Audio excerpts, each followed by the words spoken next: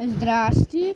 Това е част 2 за гласене на чанта на вратар.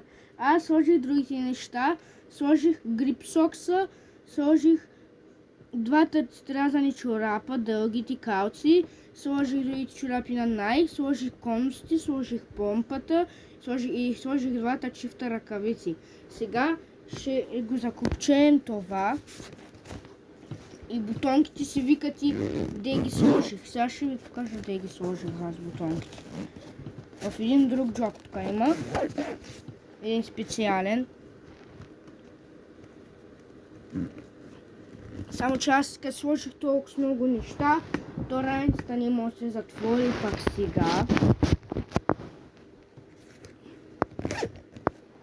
Успях да я затворя.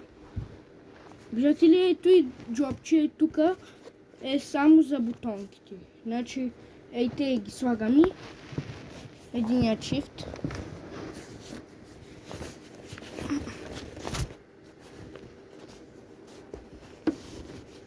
Те пак сега не може да се влизат те вътре на мястото. Ами ще ги взема и тук горе при мене, за да може да ги такова.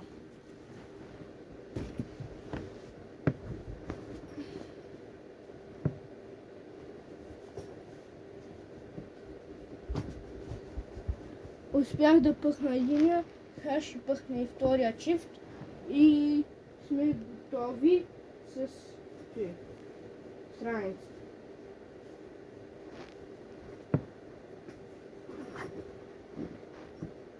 И сме готови с раницата. Тежи сигурно 20 кг. И си питат иде си слагам топките си. Къде ги слагам? Нося ги просто в ръка ги нося. Нали, едната в рамо, другата в рамо, едната е държа. Значи ето, тук не ви ги покажа. Nike маркирал бяла с червено. На световното 2022 година на Adidas. И другата, последната топка на Nike. Сега пак да затопля, защото аз сложих без да исках до духалката. Сега да затопля на Nike Liverpool. Червена със сиво. Тие.